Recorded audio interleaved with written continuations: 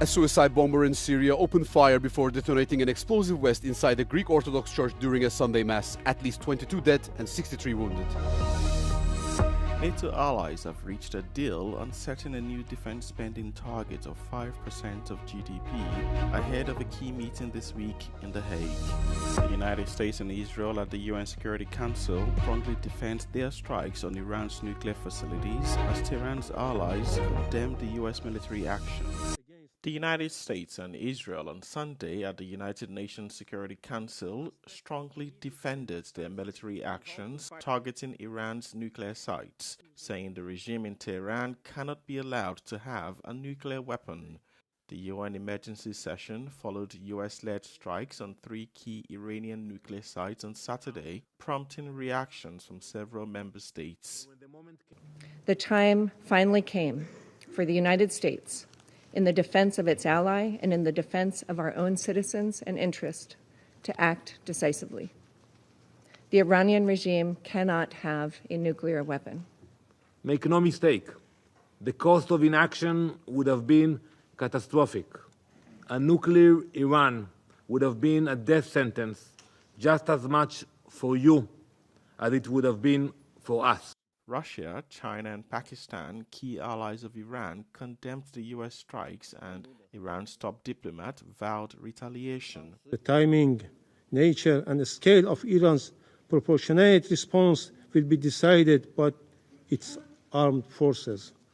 Meanwhile, the B-2 stealth bombers that dropped bunker-busting bombs on Iranian nuclear facilities returned to its U.S. base in Missouri on Sunday. U.S. President Donald Trump insisted the airstrikes were a limited intervention and urged Tehran to negotiate.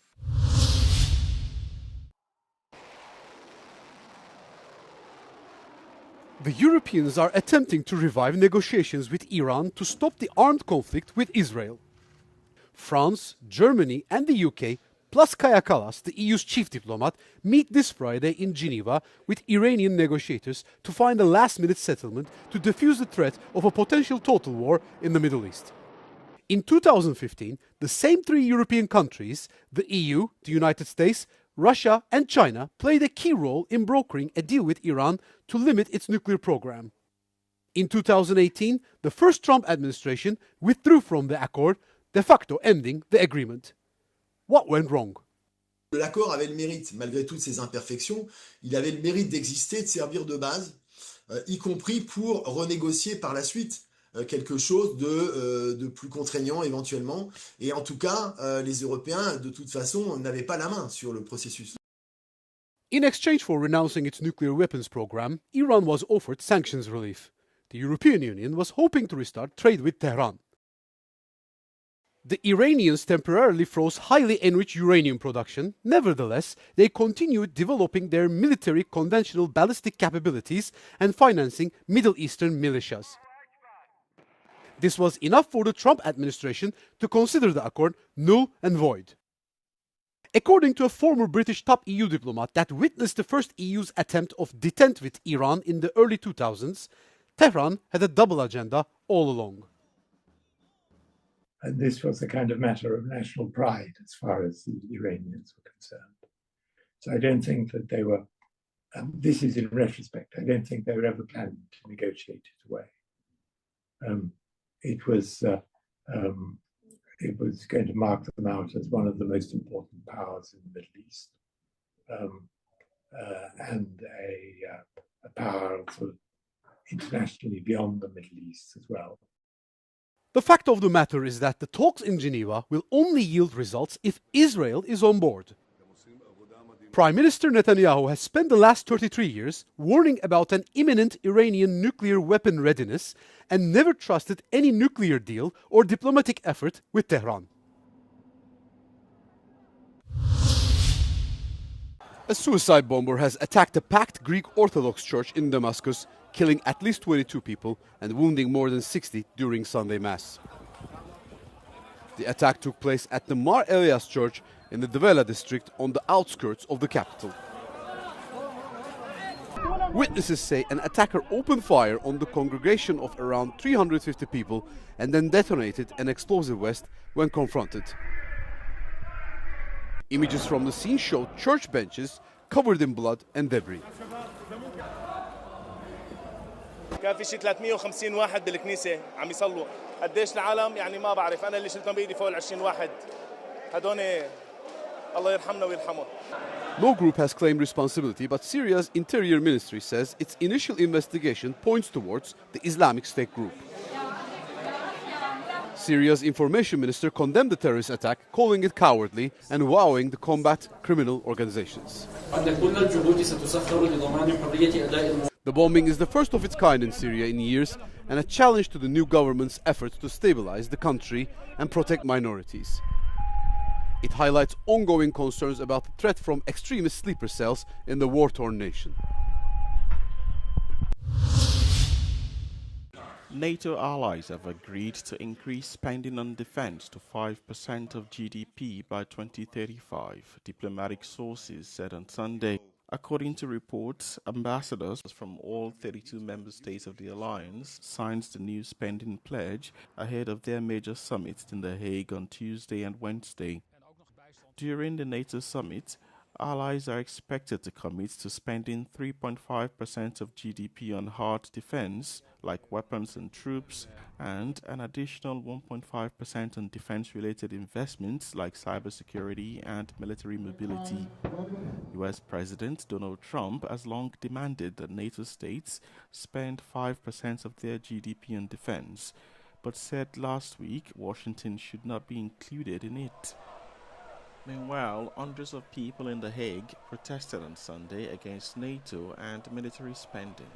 Billed as a demonstration against NATO and the war in Gaza, protesters also denounced Israel and US military actions in Iran, chanting "No to war." Polish duo Swara and Nichos are bringing a new beat to traditional Slavic music. Using white singing, a traditional vocal technique from the Podlasia region in eastern Poland, they aim to show that tradition does not have to be left in the past and that it can evolve into the modern day. Nagraliśmy teledysk na pięknej podlaskiej w ogóle łące, pamiętam o wschodzie słońca. No i potem na tyle nam się to spodobało, że zaczęliśmy dalej eksplorować ten temat, czyli właśnie muzyka z całego świata, którą tutaj właśnie Swada eksploruje i śpiewy podlaskie, takie osadzenie w naszej lokalnej kulturze.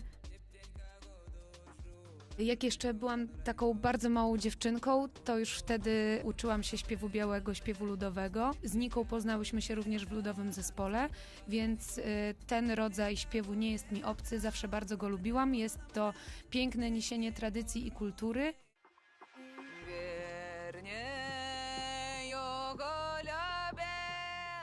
Ten śpiew tradycyjny w ogóle ma taką magię w sobie, że on jest bardzo mocny i bardzo twardzy, wręcz można powiedzieć, że to jest taki krzyk.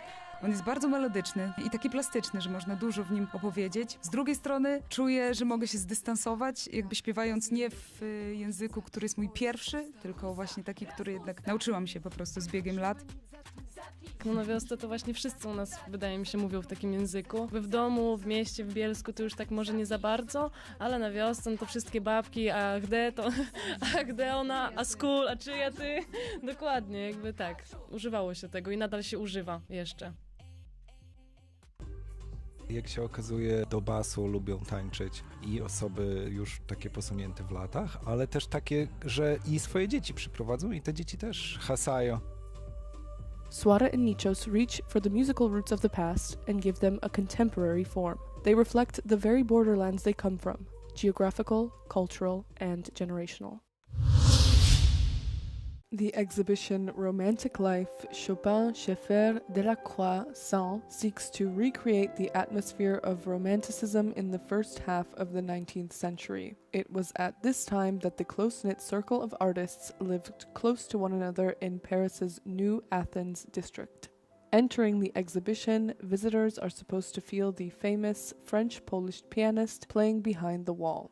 Ari Scheffer welcomed many artists in his studio, many painters, many writers and musicians. Frédéric Chopin played piano in the studio of Ari Scheffer. The exhibition is divided into 4 sections, the first being Ari Scheffer's atelier.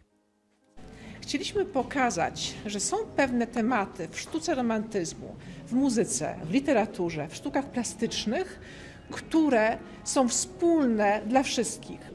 I sercem tematów romantycznych jest również ballada, którą odnajdziemy zarówno w literaturze, w malarstwie, ale oczywiście w muzyce. I tam zobaczycie Państwo autograf ballady Fryderyka Chopina.